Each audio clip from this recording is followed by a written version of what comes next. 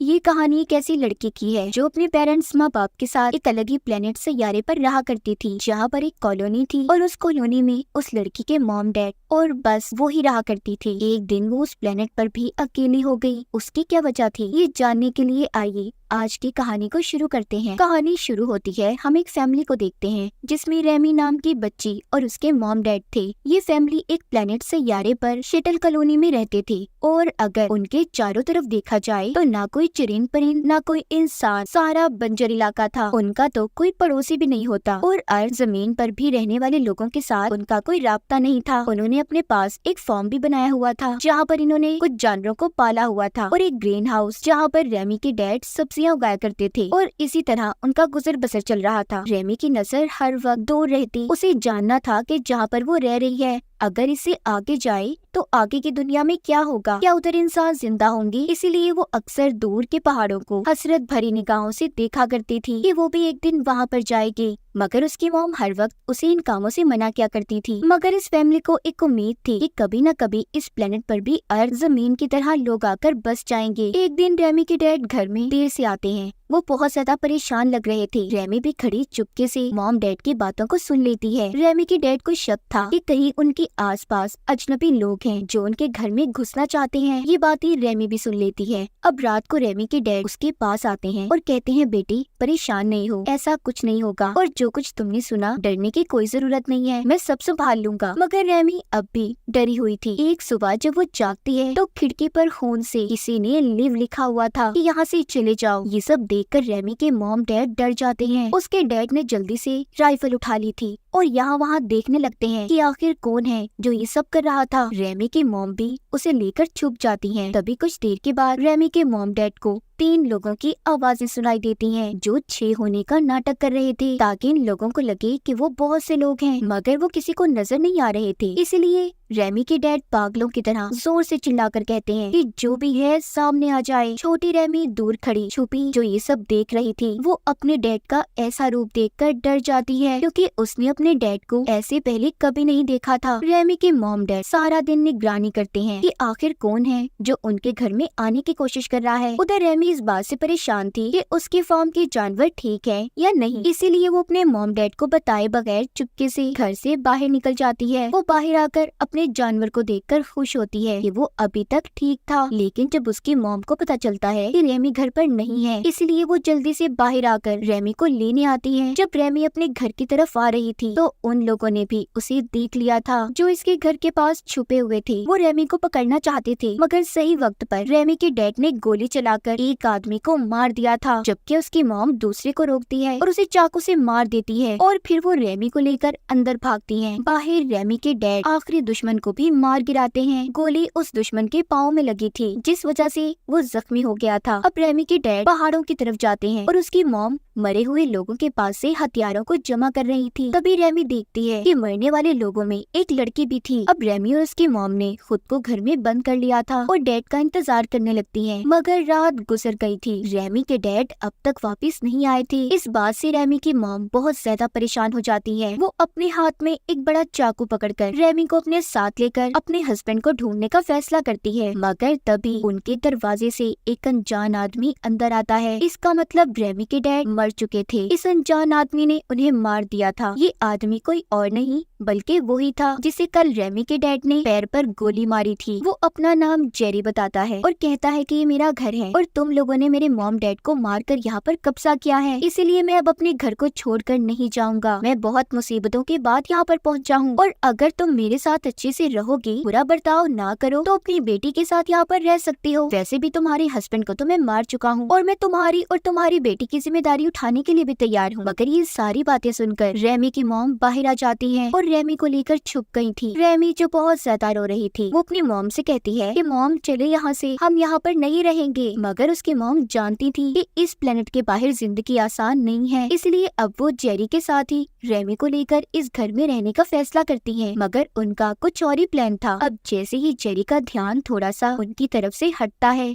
तो रेमी की मॉम मौका पाते ही घर के अंदर घुसकर एक चाकू से जेरी पर हमला कर देती है, मगर उसने रेमी की मॉम को पकड़ लिया था और गन से मारने ही लगता है, मगर नहीं मारता और कहता है मुझे खुद को साबित करने के लिए 30 दिन का वक्त दो, मैं तुम्हें कुछ नहीं कहूँगा। अब रेमी की मॉम जेरी से कहती है मैं तुमसे कुछ नहीं चाहती, बस इतना कर दो, मैं अपने हस्बैंड को उनकी मौत के बाद दफनाना चाहती हूँ। जेरी भी इस बात के लिए तैयार हो गया था और रेमी के डैड के साथ साथ अपने साथियों को भी दफना देता है जो रेमी के डैड ने मारे थे। अब वो और उसकी मॉम एक अनजान आदमी के साथ रहने लगी थी। रेमी बार बार अपनी मॉम से कहती है प्लीज मॉम चले यहाँ से, पर उसकी मॉम जानती थी कि बाहर की दुनिया में इनके लिए जेरी से भी बड़े बड़े खतरे हैं। अब रेमी जेरी पर नजर रखना शुरू करती है। वो देखती है उसके पास बहुत सारे हथियार थे। अब वो उसके जाने के बाद रेमी जेरी के बैग की तलाशी लेती है जिससे उसे एक मास्क और एक लड़के की तस्वीर मिलती है। ये वही लड़की थी जिसको रेमी की मॉम ने चाकू से इसे बचाने की खातिर मार दिया था। अब रेमी और उसकी मॉम 30 दिन गिनना शुरू करती है। जेरी के वादे के मुताबिक वो उसके साथ रहने लगी थी। जेरी बाहर के सारे काम संभाला करता जबकि रेमी की मॉम घर के काम किया करती थी। एक दिन रेमी की मॉम अपने स्टोर रूम से एक रोबोट मशीन निकालती है जो एक पालतू जानवर की तरह था। रेमी को एक अच्छा दोस्त मिल गया था, वो बोलता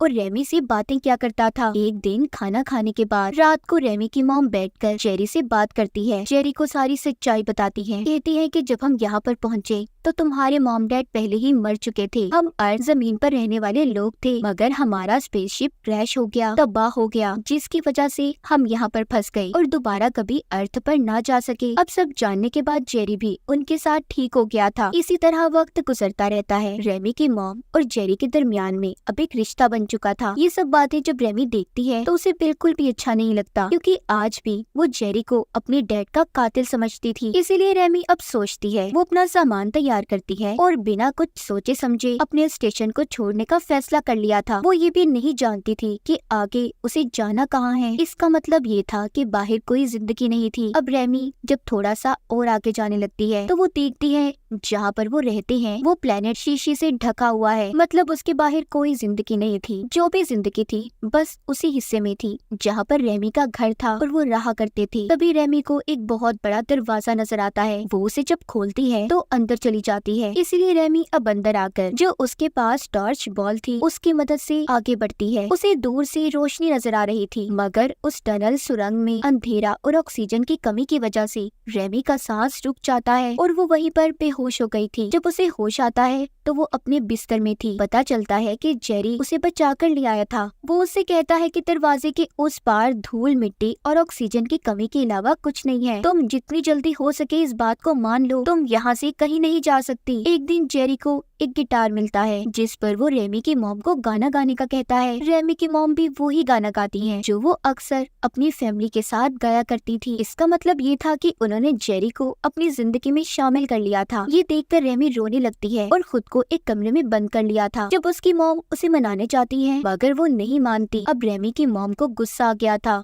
और वो जेरी को मारने के लिए एक गन उठा लेती है, क्योंकि वो ये सोच रही थी कि इसकी वजह से उसकी बेटी नाराज हो गई और उसने अपने हस्बैंड को भी खो दिया। जैसे ही वो उस पर गन को चलाने लगती है मगर उसमें कोई गोली नहीं थी, इसलिए अब वो चाकू लेने भागती है। जेरी भी उसके पीछे जाता है। बाहर खड़ी रेमी ये सब देख रही थी। जेरी ने अब रेमी की मॉम को भी मार दिया था। ये देखकर तो रेमी टूट गई थी। अब वही होना था जो इसने कभी सोचा भी नहीं था कि उसे एक अनजान और अपने मॉम डैड के कातिल के साथ जिंदगी गुजारनी थी। इसलिए अब वो उससे बचने के लिए यहाँ से भागती है। जेरी ने उसे पकड़ लिया था और उसे रुकने का कहता है। एक छोटी बच्ची होने की वजह से रेमी के पास कोई रास्ता नहीं था, इसीलिए अब उसे जेरी के साथ ही रहना था। रेमी की मॉम को भी उसी पहाड़ पर दफना दिया जाता है जहाँ पर उसके डैड दफन थे। वक्त ऐसे ही गुजरता रहता है। रेमी अब बड़ी हो चुकी थी और एक खूबसूरत लड़की बन जाती है जो जेरी के साथ रह तो रही थी पर उदास और बिल्कुल चुप। मगर अब उनके आसपास और भी बहुत से जानवर थे, बहुत सी सब्जियां थी। एक दिन जेरी रेमी को गोलियों से भरी हुई गन देता है, क्योंकि इतने सालों में रेमी ने आज तक उसे मारने की कोशिश नहीं की थी। इसका मतलब ये नहीं था कि उसे जेरी अच्छा लगता था, बल्कि वो आज भी उसे अपने मॉम डैड का कातिल समझती थी और उससे हर वक्त बच कर रहा करती थी। दूसरी तरफ जेरी ये चाहता था कि रेमी सब भूलकर उसके साथ हंसी खुशी जिंदगी गुजारे। एक दिन वो उसे अपने साथ एक तालाब पर भी लेकर जाता है जहाँ पर रेमी पहली बार तालाब के पानी में नहाती है और फिर दोनों चुपचाप बैठकर शराब पीते हैं। जब ये घर आते हैं तो घर पर जेरी रेमी को उसकी मॉम की बनाई हुई तस्वीर देता है, जिसे देखकर वो रोने लगी थी। यहाँ पर जेरी के इरादे कुछ ठीक नहीं थे। वो रेमी को बहुत ही अजीब तरीके से गले लगा लेता है। ये देखकर रेमी डर गई थी। अब तो वो रात को भी डरने लगी थी, क्योंकि उसे अब जेरी के साथ रहना अच्छा नहीं लग रहा था। जेरी की नीयत भी बदल गई थी। वो रेमी को अब छोटे बच्चे की नजर से नहीं, बल्कि उसके अंदर एक खूबसूरत लड़की को देखता था। एक दिन जेरी रेमी से कहता है कि मुझे लगता है बस अब इस प्लेनेट पर तुम और मैं ही जिंदा बचे हैं,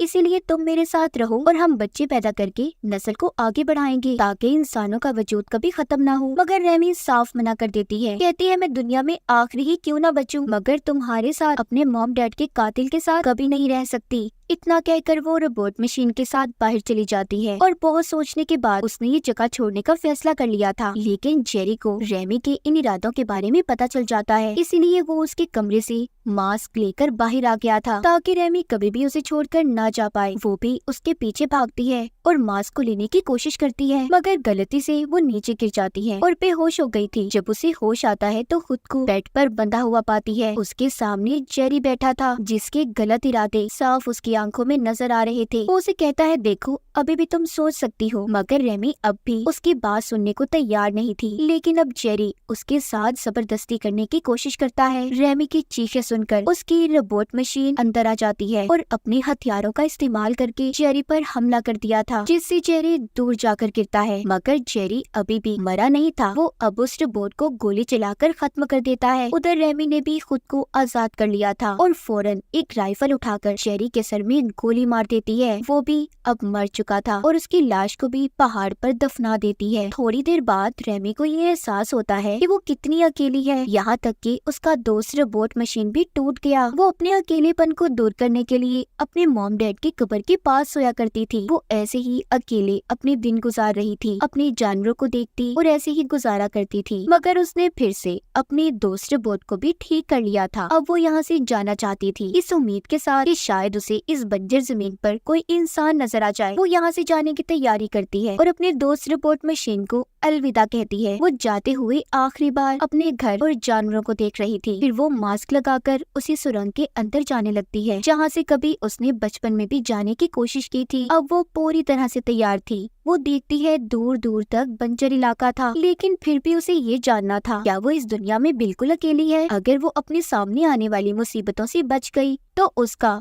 लोगों को ढूंढने का सफर हमेशा जारी रहेगा। तो क्या रेमी का ये सफर पूरा हो पाएगा? क्या उसे अपनी जिंदगी में कोई दूसरा इंसान मिलेगा? और इसी के साथ रेमी की कहानी यहीं पर खत्म हो जाती है।